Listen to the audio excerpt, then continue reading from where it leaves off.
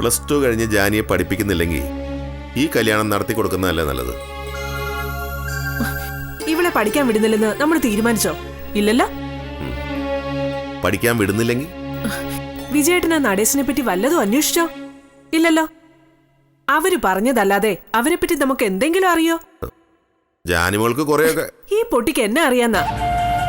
ആ ചെറുക്കൻ ഇളിച്ചു കാണിച്ചപ്പോ ഇവളങ്ങ് അലിഞ്ഞുപോയി. എടി രത്നമ്മയെ നമുക്ക് നല്ലോണം ആലോചിച്ചിട്ട് മതി. ജാതകം ഒത്തുചേരണ്ടേ?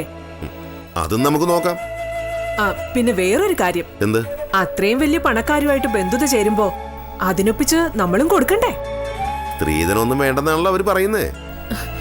അങ്ങനെ ധർമ്മകല്യാണമായിട്ട് ഇത് നടത്താൻ പറ്റുമോ വിജയേട്ടാ? ഞാനൊരു ഹൈസ്കൂൾ ടീച്ചർ, വിജയേട്ടൻ ഡെപ്യൂട്ടി തഹസീൽദാർ. നമുക്കൊരു അഭിമാനം ഇല്ലേ? കല്യാണം വെക്കുമ്പോ നമുക്ക് എല്ലാരെയും ക്ഷണിക്കണ്ടേ? ചെറുക്കം വീട്ടുകാരുടെ സ്ഥിതിക്കനുസരിച്ചുള്ള സദ്യവട്ടങ്ങളും മറ്റും ഒരുക്കണ്ടേ?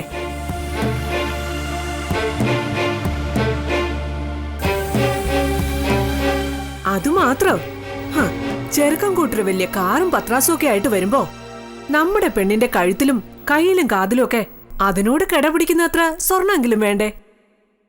പൈസയൊന്നും കൊടുക്കണ്ടെന്ന് വെക്കാം. എന്നാലും രൂപ എത്ര ലക്ഷം ചെലവാവും? ചുമ്മാ ഒന്ന് മനക്കണക്ക് കൂട്ടി നോക്കിക്കേ.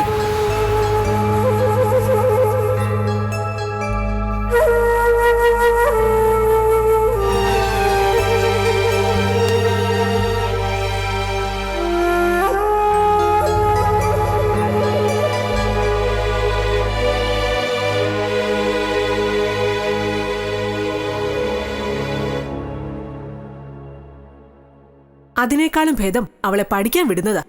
ഒന്നുമല്ലെങ്കിലും സ്വന്തം കാര്യം നോക്കാനുള്ള പ്രാപ്തി കിട്ടുമല്ലോ.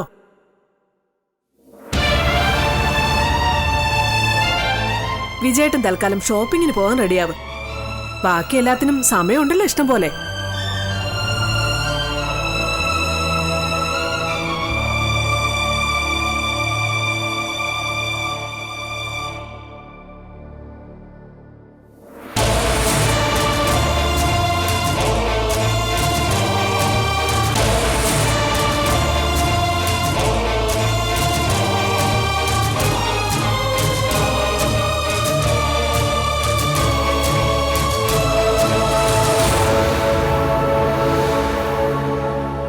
അതെല്ലാം പേർക്ക് അടുക്കളയിൽ കൊണ്ടുപോയി വൃത്തിയായിട്ട് കഴുകി വെക്കടി.